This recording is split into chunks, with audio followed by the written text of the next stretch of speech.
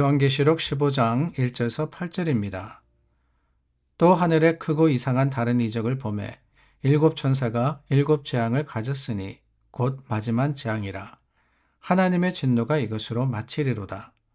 또 내가 보니 불이 섞인 유리 바다 같은 것이 있고 짐승과 그의 우상과 그의 이름의 수를 이기고 벗어난 자들이 유리 바닷가에 서서 하나님의 거문고를 가지고 하나님의 종 모세의 노래 어린 양의 노래를 불러 이르되 주 하나님 곧 전능하신 이시여 하시는 일이 크고 놀라우시도다.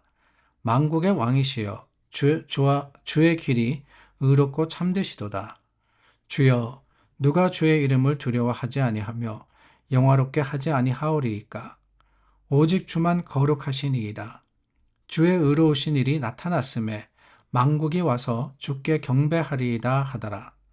또 2일 후에 내가 보니 하늘의 증거 장막의 성전이 열리며 일곱 재앙을 가진 일곱 천사가 성전으로부터 나와 맑고 빛난 세마포 옷을 입고 가슴에 금띠를 띠고 네 생물 중에 하나가 영원토록 살아계신 하나님의 진노를 가득히 담은 금대접 일곱을 그 일곱 천사에게 주니 하나님의 영광과 능력으로 말미암아 성전의 연기가 가득 차매 일곱 천사의 일곱 재앙이 마치기까지는 성전에 능히 들어갈 자가 없더라.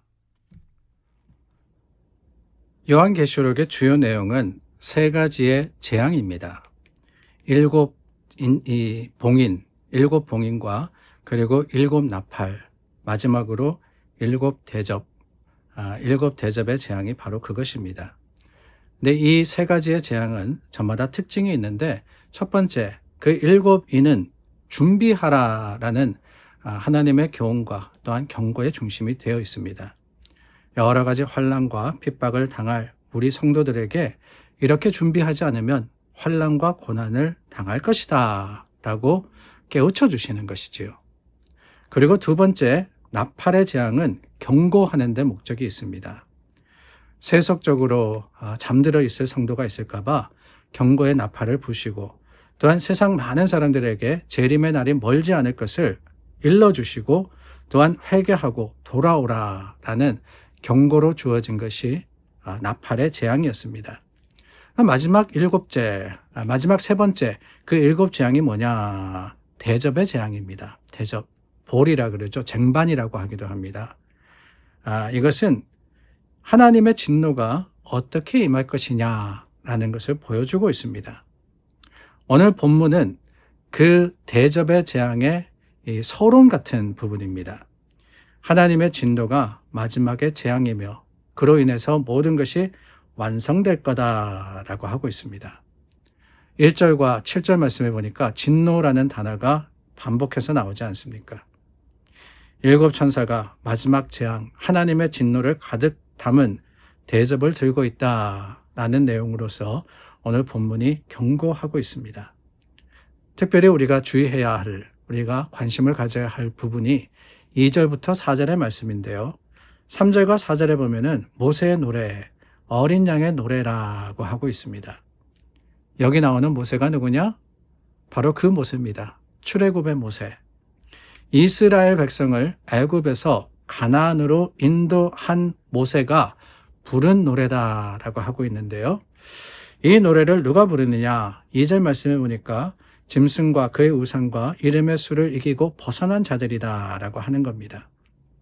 이전 장에서 교회를 대적하는 세력이 기록이 되어 있었죠.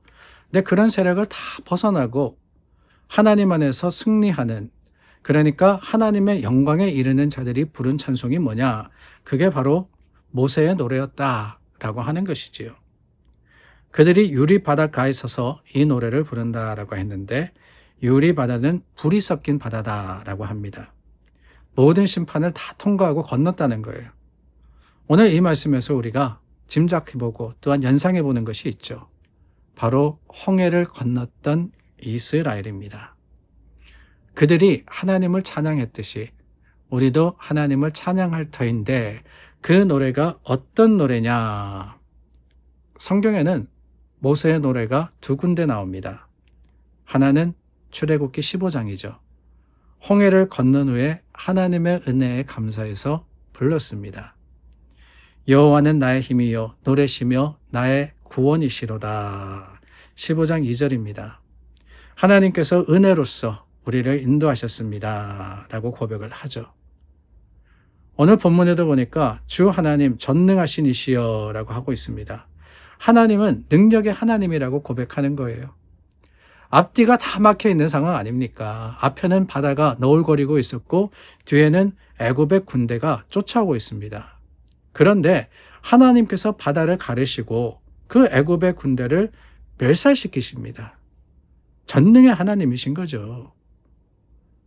우리가 어떤 세상의 가로막힘 앞에서 두려워하고 염려할 때 우리가 기억해야 하는 것이 바로 그거 아닙니까?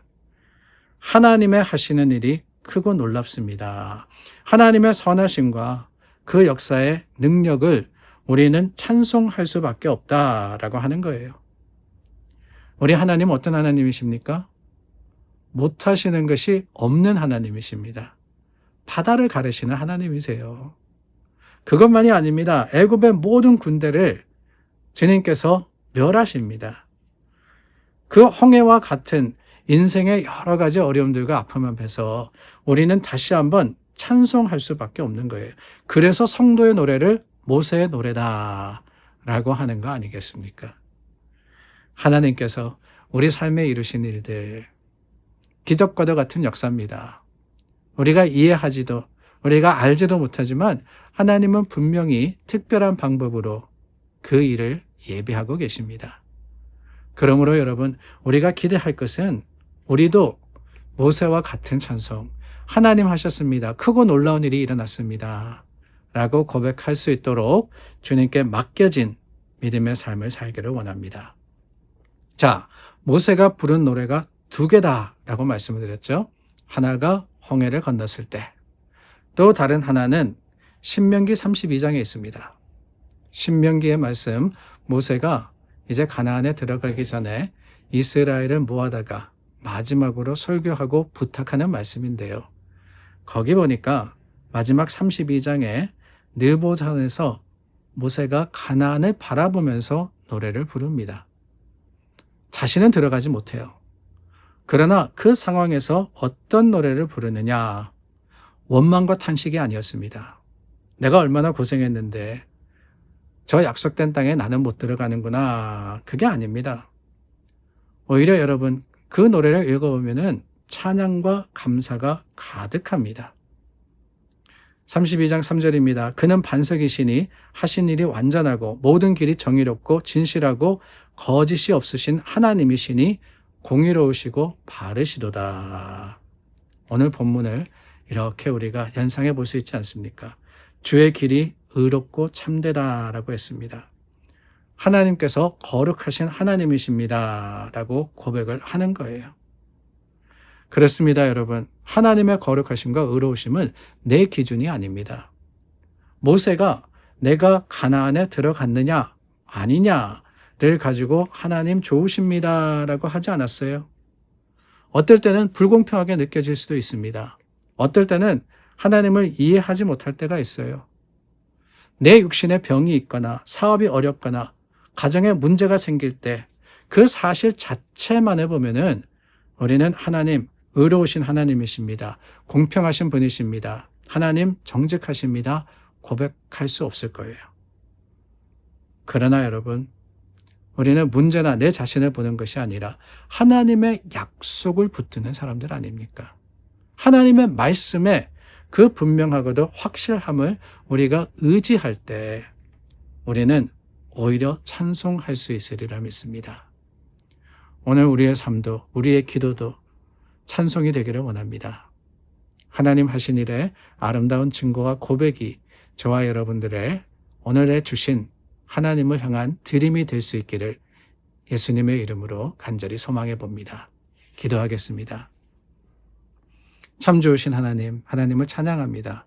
우리 찬양의 능력 되신 하나님, 찬양의 이유 되신 하나님, 우리를 기뻐 받아주시고 주님의 약속 가운데 품어주시옵소서. 예수님의 이름으로 기도드립니다. 아멘. 오늘도 찬송이 끊이지 않는 여러분들의 삶이 되시기를 간절히 바랍니다. 기도하겠습니다.